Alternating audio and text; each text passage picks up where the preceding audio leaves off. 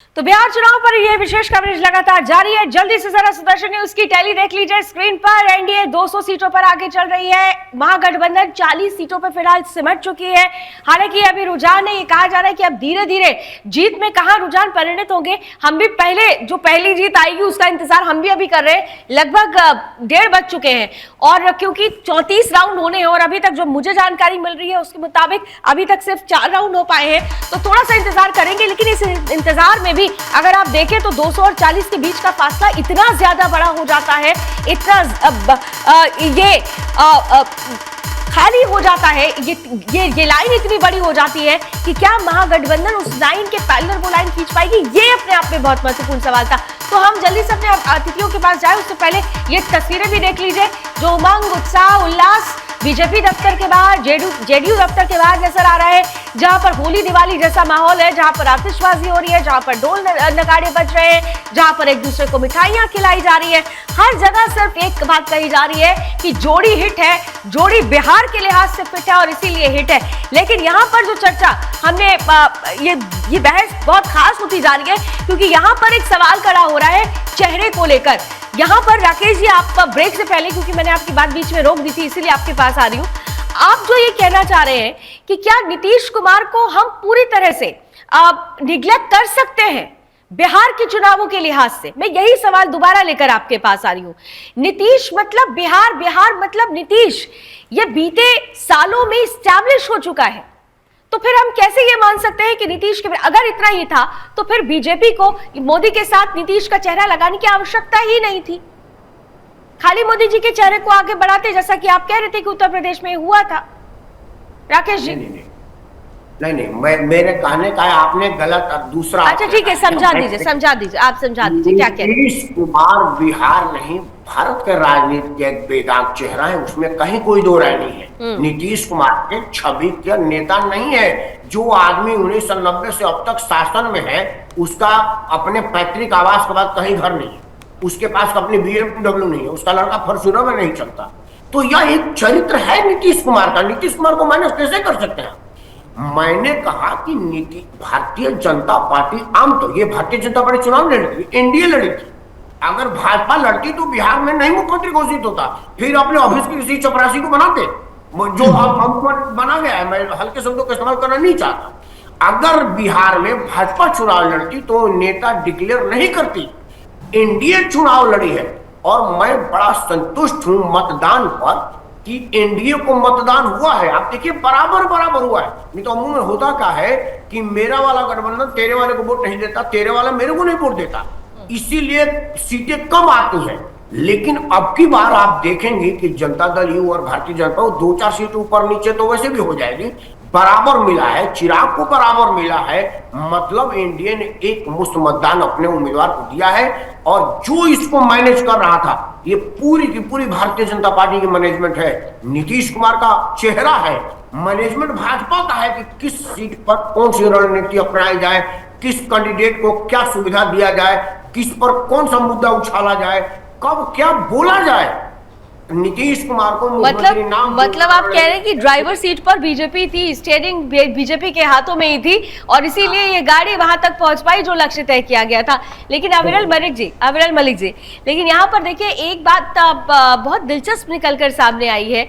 चेहरों पर बात शुरू हो गई है, लेकिन चेहरों की अगर बात की जाए तो एक चेहरा आप लोगों की तरफ से आ गया सामने, महागठबंधन की तरफ से चेहरा डिक्लेयर नहीं हो रहा था। कुंदन जी, लास्ट मोमेंट तक हुआ था। तेजस्वी यादव को खुद सामने आकर कहना पड़ा था, यात्रा के आखिरी दिन उन्होंने स्वयं को मुख्यमंत्री घोषित कर दिया था। और उस दिन से आप लोगों ने एक बात पकड़ी और उसका एक नैरेटिव सेट किया कि ये है महागठबंधन की गांठ जो खुलने लगी है। तो जो नैरेटिव की बात हुई थी, जिस परसेप्शन की बात हुई थी, क्या अब उस नैरेटिव को सेट करने, उस परसेप्शन को डिलीवर करने में भी आप सफल हुए और इसीलिए ये तस्वीर यहां पर दिख रहे हैं?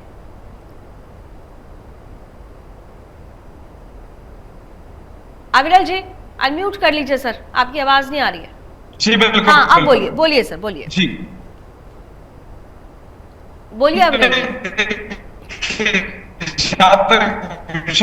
तरीके से एनडीए का तो अविरल जी चुनाव लड़ा जी मेरी आप तक आवाज पहुंच पा रही है? अब आ रही है सर, अब आ रही है। अभी जी और मेरी भी आवाज बिल्कुल। अब तक आप तक पहुंच आ रही रही है है? सर, बोलिए बोलिए, आ रही है। जी जी। नहीं देखिए, जहां तक विषय एक तरीके से एनडीए का, तो एनडीए पूर्ण रूप से मजबूती के साथ चुनाव लड़ा है, वो सबके मध्य में है, बिल्कुल स्पष्ट है। और जिस तरीके से जनता के मध्य में भारतीय जनता पार्टी गई है, जेडीयू गई है, मैं समझता हूं बिल्कुल स्पष्ट है कि हम विकास के मुद्दे पे गए हैं, गरीबों की स्थिति को सुधारने के मुद्दे पे गए हैं, और गरीबी समाप्त करने का जिस प्रकार से हमारे द्वारा किया। सर ऑडियो प्रॉब्लम हो रही है, ऑडियो प्रॉब्लम हो रही है। मैं दोबारा आपके पास वापस आती हूँ। जी अविरल का आवाज साफ नहीं आ रहा है, इनका आवाज ठीक करिए। हाँ, अभी ऑडियो नहीं आ रहा है अविरल जी। अविरल जी मैं दोबारा आती हूँ आपके पास, ऑडियो प्रॉब्लम हो रहा है। प्लीज अविरल जी को दोबारा रिकनेक्ट कीजिए। जिया खान साहब बहुत देर से शांत बैठे हुए हैं। जिया खान साहब, सबकी अपनी एनालिसिस, सबकी अपनी बातें हैं, लेकिन बहुत कुछ बात जो कॉमन निकल कर आ रही है वो एनडीए के पक्ष की जो तस्वीरें हैं और उसके जुड़े हुए फैक्टर्स हैं, वो फैक्टर्स जो एनडीए को जीत की तरफ ले जाते हुए नजर आ रहे हैं, वो फैक्टर्स जिन्होंने महागठबंधन को पीछे धकेल दिया। लेकिन एक बहुत महत्वपूर्ण फैक्टर है जिस पर मैं हमेशा चर्चा करती हूँ, और बिहार की जब हम बात करते हैं, बिहार में परिवार को बहुत ज्यादा, पारिवारिक मूल्यों को बहुत ज्यादा महत्व दिया जाता है, बहुत तरजीह दी जाती है। क्या ये माना जाए कि तेजस्वी यादव ने जिस तरीके से अपने परिवार के अंदर ही जो बिखराव पैदा किया, तेज प्रताप को अलग पार्टी बनानी पड़ी, राबड़ी ने भी जो स्टेटमेंट दिया था, एक चुनावी उद्घोषणा सुन लेते हैं, फिर इस सवाल को कंटिन्यू करूंगी। चुनावी उद्घोषणा, इस वक्त का चुनावी उद्घोष, एनडीए ने 210 का आंकड़ा पार कर लिया है। एनडीए 210 का आंकड़ा पार कर चुकी है, 30 पर महागठबंधन आ चुकी है। अब ये तो बहुत ज्यादा पीछे हो रहा है। ये तो मतलब लैंडस्लाइड विक्ट्री हो जाएगी, वन साइडेड। चलिए खैर, जो सवाल मेरा था जिया जी, क्या ये जो पारिवारिक मूल्यों को आघात पहुंचाया गया तेजस्वी के तरफ से, लोग ये समझ गए कि जो व्यक्ति परिवार नहीं जोड़ सकता वो अपने राज्य के लोगों को कैसे जोड़ेगा, वो राष्ट्र को कैसे जोड़ेगा, इसका भी एक जवाब दिया है जनता ने। मैम, इस चुनाव में आरजेडी के द्वारा बहुत सारी कई गलतियां हुई हैं, और क्योस थ्योरी में एक है बटरफ्लाई इफेक्ट, जिसमें तितली के पंख फड़फड़ाने से बहुत बड़ा तूफान तक आ जाता है, और वही यहाँ पर भी दिखाई दे रहा है। क्योंकि जब सब कुछ आपके फेवर में ना चल रहा हो और ऐसे में आप उल्टे पलटे डिसीजन ले लें, तो वो आपको हमेशा नुकसान पहुंचाएगा। और इस बार ये सच है कि उनके जो छोटे भाई हैं उनको जनता तेजू भैया कहकर, जी हेलो, हाँ, जी, बिल्कुल आ रही है आवाज। उनके साथ जनता की काफी हमदर्दी थी, और उन पर ये जरूर ये ब्लेम लगा है कि उन्होंने ये नहीं करना चाहिए था जो उन्होंने अपने छोटे भाई के साथ किया है। और जहां तक ये एक परिवार को सबको साथ लेकर चलने की बात है, तो ये बिल्कुल सच बात है कि बिहार तो पूरे तरीके से परिवार जो वहां पर संयुक्त परिवार के रूप में रहना तो वहां की जीवन शैली ही है, तो इससे तो कोई इनकार ही नहीं कर सकता। बिल्कुल। अविनाश जी, जरा सा जल्दी से सीटों के लिहाज से मैं एक सवाल आपसे पूछ रही हूँ, क्योंकि यहाँ पर देखिए राघोपुर सीट तेजस्वी यादव की बात चली तो वो उनकी डेब्यू सीट थी, उन्होंने बहुत अच्छा किया था, लेकिन इस बार देखिए क्या हाल हो रहा है। अभी हम देख रहे थे इलेक्शन कमीशन की साइट पे तीसरे नंबर पर आ गए हैं, और वो व्यक्ति सतीश कुमार आगे हैं जिन्होंने 2010 में राबड़ी देवी को हराया था। हालांकि उनको मुंह की खानी पड़ी थी 2 बार तेजस्वी यादव से, लेकिन उसी चेहरे पर भरोसा जताया गया। दूसरी तरफ महुआ सीट की बात करें, चौथे नंबर पर तेज प्रताप यादव है। तीसरी इंपॉर्टेंट सीट मोकामा की बात करें, दुलाचन हत्याकांड के बाद तो कहा गया था कि देखिए आप देखिएगा कि किस तरीके से बैकफुट पर आएगी ये सरकार, और लॉ एंड ऑर्डर और जंगल राज और ना जाने क्या क्या बातें थी। लेकिन यहाँ पर यहाँ पर तो मोकामा में भी अनंत सिंह आगे चल रहे हैं, वो पीछे हो रही हैं, जो दूसरी भीड़ा जी हैं वो पीछे होती हुई नजर आ रही हैं। तो ये सब जो सीट्स हैं वो सीट से बता रही हैं कि जनता का दिमाग कहां पर जाकर सेट हो रहा था, क्यों वो एनडीए को चुन रहे थे। तेजस्वी या फिर तेज प्रताप या लालू प्रसाद यादव की फैमिली अब सिर्फ और सिर्फ एक नाम से जानी जाती है, भ्रष्टाचारी फैमिली। अविनाश जी, 3 सीट की बात की, तीनों का अलग अलग व्याख्या करता हूं जल्दी में। आपने पहले महुआ की बात की, महुआ से संजय सिंह का जीतना तय है, क्योंकि वहां पे वोट का डिवीजन हो रहा है यादव में, और संजय सिंह राजपूत है, राजपूत का एन ब्लॉक वोट वहां पे जा रहा है। क्रिटिकल रैली हुई है, राजनाथ सिंह वहां जाके रैली की है। इस तरह का इलेक्शन मैनेजमेंट हुआ है। इस तरह का इलेक्शन मैनेजमेंट हुआ है कि अब यूपी के जहां भी ठाकुर राजपूत वोट मजबूत है, वहां पे यूपी के सीएम आकर के रैली कर रहे हैं। नुक्कड़ सभा जैसी भीड़ होती है वैसे रैली की जा रही है। तो बीजेपी ने मेहनत बहुत किया है। जहां तक आनंद सिंह का सवाल है, आनंद सिंह ने अपना सीट नहीं जीता, आनंद सिंह ने 4 भूमिहार सीट को और जिता दिया। लखीसराय से भाजपा के जो डिप्टी सीएम है हार रहे थे, अब जीत रहे हैं। अब क्या नाम है आपका, अभी याद आ जाएगा, ठीक है। एक जगह और तीसरी बात आपने राघोपुर की तो देखिए राघोपुर में जो अभी पारिवारिक बात जो कर रहे थे प्रवक्ता, नाम सॉरी याद नहीं है उनका, जो राजनीतिक विश्लेषक हैं जी, वो भी जी नमस्कार जी। वहां पे परिवार की लड़ाई जो है वो खुलेआम वहां हो रही है, वह खुलेआम हो रही है। और वहां पे एक यंग लड़का जो था, अभी नाम उसका भी कोई रोशन है सरनेम है, वो भी यादव है, जो कि आखिरी में आकर के, पहले वो टिकट मांग रहा था, जब उसको टिकट नहीं मिला तो आखिरी में भाजपा उसने ज्वाइन किया पोलिंग के 3 दिन पहले। तो माइक्रो मैनेजमेंट, मैंने आपसे यही कहा, जोड़ी जो बनाई है क्या नाम है एनडीए ने, वो इतनी परफेक्ट जोड़ी बनाई है कि बूथ लेवल पे अगर किसी जाति का विशेष का अगर प्रभाव है तो उस जाति विशेष का नेता कहीं भी हो, चाहे वो एमपी का हो, चाहे वो छत्तीसगढ़ का हो, वहां की उस जाति के लिए उसने भाषण दिया है। तो इस तरह का इलेक्शन मैनेजमेंट और इस तरह का क्या नाम है टिकट सिलेक्शन, कैंडिडेट सिलेक्शन और इस तरह की कोऑर्डिनेशन से ही इतनी बड़ी जीत होती है। जीतना तो तय था, पर इतनी बड़ी जीत जो है उसको लहर में बनाने का जो काम है, ये भाजपा, अमित शाह और मोदी और नीतीश का चेहरा ने किया। हालांकि गुंदन जी कह रहे हैं लहर तो चल ही रही थी, ये लहर और तेज हो गई है। इन तस्वीरों को देखने के बाद लहर तो चल ही रही थी, लेकिन लहर, वो कहते हैं ना कि सुनामी आना, ये सुनामी जैसी आ गई है परिस्थिति। क्योंकि देखिए ना 2010 माफ कीजिएगा 210 पर एनडीए ने बढ़त बना ली है, महागठबंधन 30 पर है, तो ये तो सुनामी हो गई है। बहुत बड़ी बात है। देखिए याद आ गया बरबीघा, वो सीट जो मैं 5 सीट की बात कर रहा था भूमिहार की, उसमें एक सीट है बरबीघा।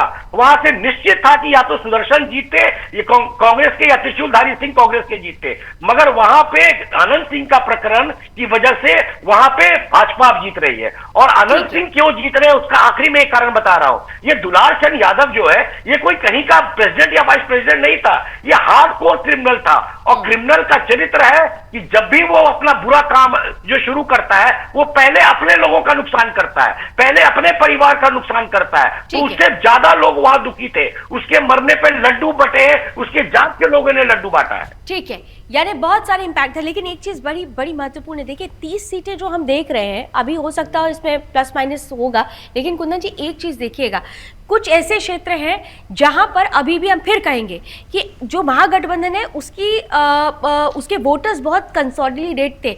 आप किशनगंज का आपको याद होगा, किशनगंज में सबसे ज्यादा हाईएस्ट वोटिंग हुई थी, और किशनगंज की स्थिति देखिए कि वहां पर अभी कांग्रेस आगे चल रही है। आप अगर सीमांचल वाले क्षेत्र में चले आइए, हमारी आपकी बात हो रही थी, आपने कहा तो वैसी नहीं, सीधे मुसलमान एकजुट होगा, कंसोलिडेट होगा, वो आरजेडी की तरफ जाएगा, वहां पर आरजेडी आगे चल रही है। तो ये जो सीट्स है, ये जो सीट प्लस माइनस जो भी होगा, इसमें जो भी आएगी, इसे लेकर भी बहुत कुछ सोचने की जरूरत है आने वाले चुनाव में। आप देखिए Lavani, 200 seat, 200 plus seat NDA को जाना, और 30 सीट महागठबंधन को जाना, मतलब कि बिहार की जनता ने सिरे से नकार दिया है।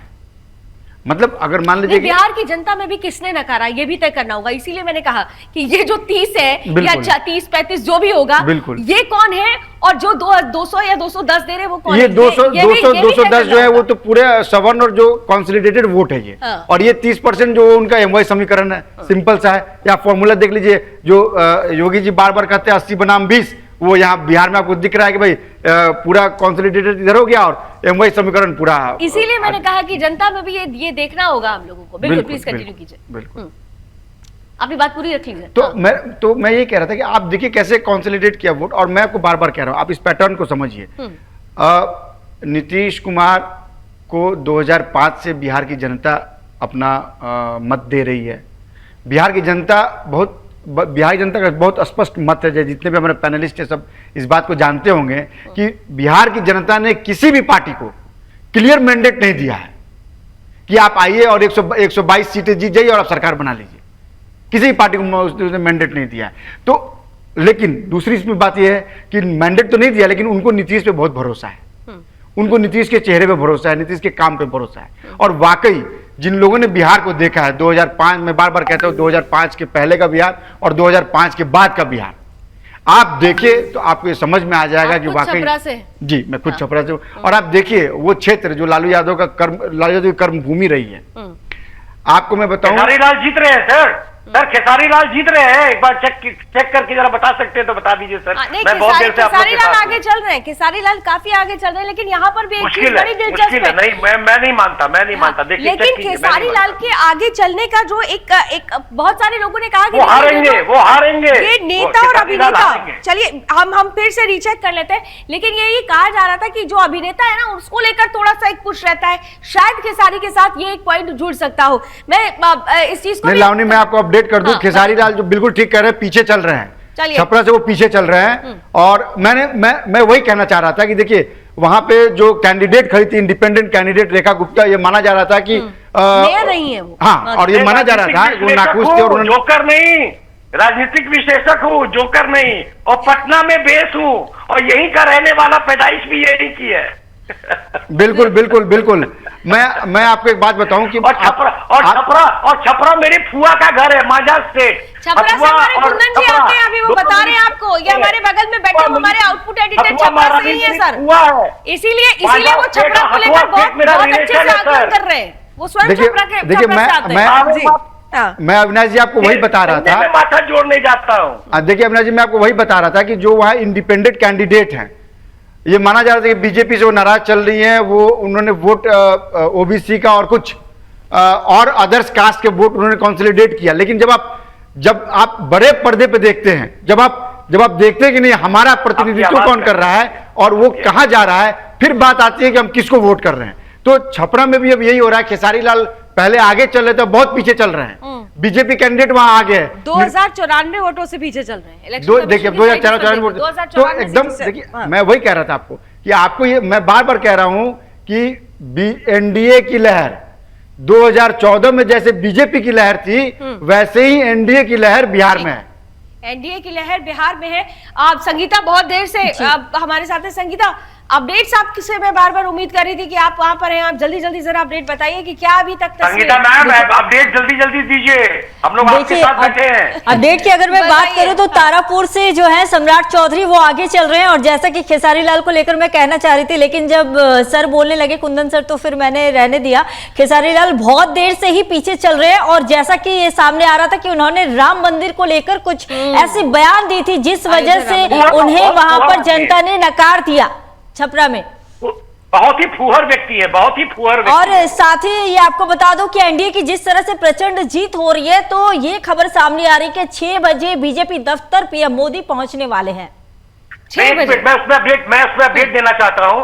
बहुत बड़ा कार्यक्रम, बहुत बड़ा कार्यक्रम नहीं होने वाला, मेरी बात हुई है, बड़े नेता से बात हुई है। दिल्ली में जो बॉम्ब ब्लास्ट हुआ है उसकी वजह से कार्यक्रम को लो की बोला गया है। कार्यक्रम की बात मैं नहीं कर रही हूँ, पीएम मोदी आज बीजेपी दफ्तर पहुंचेंगे, आखिर वो सभी को संबोधित करेंगे ही, पहुंचना ही है, उन्हें अपने नेताओं के पास तो जाना ही है। यही बता रहा हूँ कि कोई ढोल नगाड़ा वहाँ नहीं बजने वाला है, वहाँ पे एक हल्का सा संबोधन होगा और ढोल नगाड़ा वगैरह कुछ नहीं होगा, कोई जिंदाबाद मुर्दाबाद वहां नहीं होना है, कोई फैंफेयर नहीं होना है, कोई पटाखा नहीं होना है। और एक बात लावनी जी मैं आपको बता दूं कि बहुत देर से बात हो रही थी महिला वोट को लेकर, जैसा कि ये कहा जा रहा था कि नीतीश कुमार को देखकर या फिर जेडीयू को देखकर वोट दिया गया। तो मैं आपको बताऊं कि कुछ समय पहले मैं बिहार गई हुई थी, तो वहां की महिलाओं से मैंने खुद बात किया था, तो उनका एक मत था कि हम तो पीएम मोदी को वोट देंगे। तो पीएम मोदी को लोग जानते हैं, महिलाएं पीएम मोदी को जानती हैं, नीतीश कुमार तो है ही, नीतीश कुमार को देखकर तो लोग वोट दे ही रहे थे। लेकिन एक और बहुत बड़ा जो मतलब और उससे भी दिलचस्प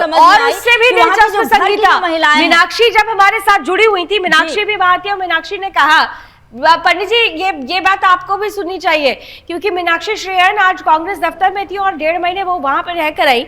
मीनाक्षी ने कहा कि जब वो महिलाओं के बीच गई और उन्होंने कहा कि वो किसको पहचानते हैं, जब मोदी का नाम आया उन्होंने कहा पहचानते हैं, नीतीश का नाम आया पहचानते हैं, राहुल गांधी के लिए पूछा तो उन्होंने कहा कि हम नहीं जानते ये कौन है। तो महिलाओं में राहुल गांधी के चेहरे को भी नहीं पहचाना गया। लावनी मैं आपको बता दूं, तेजस्वी का नाम भी पूछा गया, तो सीमांचल के कई क्षेत्रों में, ये हमारे पास रिपोर्ट है, ये सीमांचल के कई क्षेत्रों में तेजस्वी के नाम भी लोग नहीं जानते थे।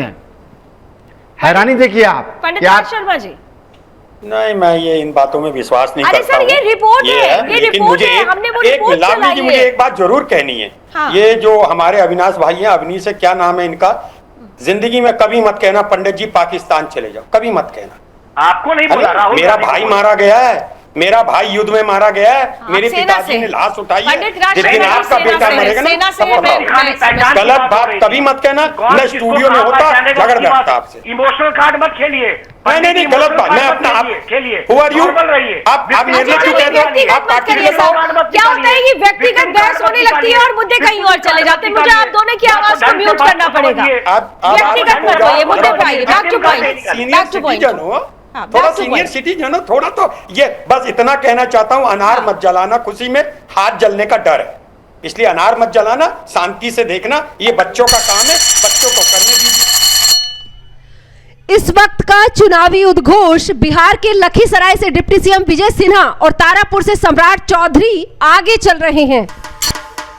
अभी थोड़ी देर पहले ही हमने देखा था तारापुर को लेकर बहुत सवाल खड़े हो रहे थे क्योंकि सम्राट चौधरी पीछे चल रहे थे, लेकिन अभी ये खबर आ गई लखीसराय से डिप्टी सीएम विजय सिन्हा और तारापुर से डिप्टी सीएम सम्राट चौधरी आगे चल रहे हैं और ये अपने आप में बहुत बड़ा मैसेज इसलिए देता है सम्राट चौधरी के खिलाफ नैरेटिव बहुत ज्यादा नैरेटिव सेट किया गया था, खासतौर से पीके की तरफ से। हाँ, और सम्राट चौधरी के खिलाफ लगता है ये उल्टा पड़ गया, पीके आउट हो गए और सम्राट चौधरी इन हो गए। राकेश जी। नहीं, सम्राट चौधरी को मुख्यमंत्री, लोगों को ऐसा लग रहा था कि मुख्यमंत्री बनेगा, तो सम्राट का तो हारना संभव था नहीं और मुझे नहीं लग रहा है कि उसका कोई डिस्टर्बेंस हो रही थी। आप पीके का नाम ले लिए हैं तो मैं चाहूंगा कि बिना रोके मेरे को 2 मिनट बोलने दिया जाए, तभी समझ बीच में एंकर उंगली उठा देता है ना तो हम लोग चुप हो जाते हैं, तो प्लीज सिर्फ 2 मिनट। देखिए, प्रशांत किशोर ने शुरुआत किया था बिल्कुल बिहार के मुद्दे को लेकर के, लगा कि आदमी नौजवान है, नौजवानों की बात करेगा, बिहार की बात करेगा, उसका जो मंशा था वो लग रहा था कि ये बिहार के लिए आया हुआ है और लोगों का आकर्षण का केंद्र भी बन रहा था। विधिवत चुनाव प्रचार जिस तरह से कॉर्पोरेट स्टाइल में करते हैं वो सब किया। बिहार में सबसे महंगा चुनाव प्रचार इसका था, सबसे सिस्टमेटिक तरीके से चुनाव प्रचार था। कार्यकर्ताओं को कैसे खाना देते हैं, कैसे बुलाते हैं, वातानुकूलित टेंट इसके पास हुआ करता था, ये सिर्फ मुतने के लिए 10 लाख रुपया का गाड़ी लेकर के चलता था, तो ये सब चीजें बड़ी व्यवस्थित थी। लेकिन बाद में पता न क्या कभी कभी आदमी का ना मत मारी जाती है, इसके खुद के सोशल मीडिया से टीका को पोंछना और टोपी को पहनने की जब फोटो आई और मुसलमान के बहुलता में गए और जा करके कहा कि आपके बगैर तो संभव नहीं है, बफ बोर्ड पर जो इसने स्टैंड लिया, तो लोगों का यार तो वही रंगा सियार है, वो पानी के टब में कूदा, रंग उतर गया। तब लोगों ने कहा कि भाई इसके लिए क्या। दूसरा जो उसकी ब्लंडर मिस्टेक हुई वह हुआ कि मिड चुनाव में आधा चुनाव हुआ है, आधा रह रहा है, और तुम जा करके बोल रहे हो कि नीतीश कुमार और तेजस्वी यादव में नीतीश कुमार को मैं पसंद करूंगा, हर हाल में पसंद करूंगा, दोनों में कोई मुकाबला नहीं है। अरे तुम खुद को मुख्यमंत्री बनने के लिए दावेदारी कर रहे हो और नीतीश कुमार की राजनीतिक तारीफ कर रहे हो, तो लोगों को लगा कि भाई ये आदमी बी टीम है, जैसा कि विपक्ष प्रचार कर रही है। और तीसरा और बड़ा मिस्टेक इसका हुआ कि पहले घोषणा किया कि मैं राघोपुर से चुनाव लड़ूंगा, और जब तो तुम्हारा प्रदेश अध्यक्ष चुनाव नहीं लड़ रहा है, तुम्हारा संयोजक चुनाव नहीं लड़ रहा है, तुम स्वयं चुनाव लड़े। ऐसा कौन सा कैप्टन है जो मैदान में नहीं उतर रहा, बार बार ही कैप्टनसी करोगे। मतलब एक तरह से पीके का उतरना एनडीए को फायदा देगा अगर कहें। दूसरा लावनी, आपको ये देखना होगा कि जो ये बार बार कह रहे कि ठीक है कि पीके ने ऐसे बयान दिया, वो दिया, मैं बार बार कह रहा हूँ कि इनको 90 के दशक को याद करना चाहिए, जब सुब्रमण्यम स्वामी भी कुछ इसी एग्रेशन के साथ बिहार में आए थे और उन्होंने कहा था कि हम बिहार में सरकार को उखाड़ देंगे। पटना हाईकोर्ट ने जंगल राज तक कहा था बिहार में, लेकिन सुब्रमण्यम क्या स्वामी क्या वो फेल हो गए। मेरा साफ कहना है कि जिस काम में आपके महारत हासिल आप उसमें करो, आप एक अच्छे रणनीतिकार हो, आप रणनीति कीजिए। मेरी राय पीके को यह है कि वो किसी पार्टी में जाएं, रणनीति बनाएं और अपने बारी का इंतजार करें, तभी उनको सफलता मिलेगी। अदरवाइज चूंकि वहां के राजनीतिक ताने बाने को, सामाजिक ताने बाने को समझकर उसको वोट में कन्वर्ट करना, उसको पोलराइज करना, ये 2 साल 3 साल 3 महीने में होने वाला नहीं है। जो मेरा अपना जटिलता को समझना बहुत इंपॉर्टेंट था। अविरल जी हमारे साथ जुड़ चुके हैं और उनका ऑडियो भी अब उम्मीद है कि सही आएगा। अविरल जी, एक बहुत महत्वपूर्ण सवाल कि अगर मैं आपसे पूछूं कि एनडीए की जीत के पीछे अगर आपसे कोई 2 मेजर फैक्टर मैं पूछूं तो वो 2 मेजर फैक्टर बीजेपी क्या मानती है? नहीं, बिल्कुल विकास है नंबर 1 और नंबर 2 अच्छा लॉ एंड ऑर्डर है, ये बिल्कुल स्पष्ट है। रूरल डेवलपमेंट हो, अर्बन डेवलपमेंट हो, एग्रीकल्चर सेक्टर का फैक्टर हो, जो एग्रीकल्चर सेक्टर में किसानों के हित में निरंतर काम हुए। मैंने तो बिहार को देखा है, मैं रहा हूं, जिलावार देखा है। जिस तरीके से लोगों की समस्या थी यही था कि भाई जंगल राज था और माफिया राज था, गुंडे सक्रिय थे हर स्थान पे। और उसके साथ साथ एक और ये चीज थी, अगर प्राइवेट सेक्टर में इन्वेस्टमेंट की बात कर ली जाए, प्राइवेट सेक्टर में इन्वेस्टमेंट आज आया है, तब नहीं आता था, क्योंकि 300 400 गाड़ियों का काफिला अगर चलेगा और असले बाहर लहरा रहे होंगे तो कोई ऐसा व्यक्ति नहीं है जो इन्वेस्टमेंट करेगा और उगाही करवाएगा, वसूली करवाएगा, हफ्ता वसूली करवाएगा। तो जब इन्वेस्टमेंट आ रहा है तो एक तरीके से प्राइवेट सेक्टर में एम्प्लॉयमेंट मिल रहा है, एम्प्लॉयमेंट जनरेशन हो रहा है, तो पलायन रुक रहा है, 99.9% पलायन रुका है। फिर नीतीश जी की इमेज की अगर बात कर ली जाए, वो किसान नेता है, गरीबों के नेता है, पुराने नेता है, और 1 पैसे का भ्रष्टाचार का आरोप नीतीश जी के ऊपर कभी नहीं रहा, ये बिल्कुल स्पष्ट है। और मोदी जी के मार्गदर्शन में, नीतीश जी के नेतृत्व में डबल इंजन की सरकार, केंद्र सरकार की योजनाओं का लाभ सीधे तौर पर बिहार की आवाम को, जनता को, लेकिन एक बहुत मेजर पॉइंट जो था पलायन का था, यहाँ पर सबसे मेजर पॉइंट अविनाश जी पलायन था। और पलायन को मुद्दे को लेकर महागठबंधन ने बहुत परसेप्शन बनाया, लेकिन उस मुद्दे का भी कोई असर नहीं हुआ है। इसका मतलब कि जितने परसेप्शन बनाए जा रहे थे, ये जो आज मैंडेट आ रहा है वो उन परसेप्शंस को भी जवाब दे रहा है। जो लोग ये कह रहे हैं कि पलायन हो रहा है, रोजगार नहीं हो रहा है, उन्हें ये देखना चाहिए। अविनाश जी जल्दी से।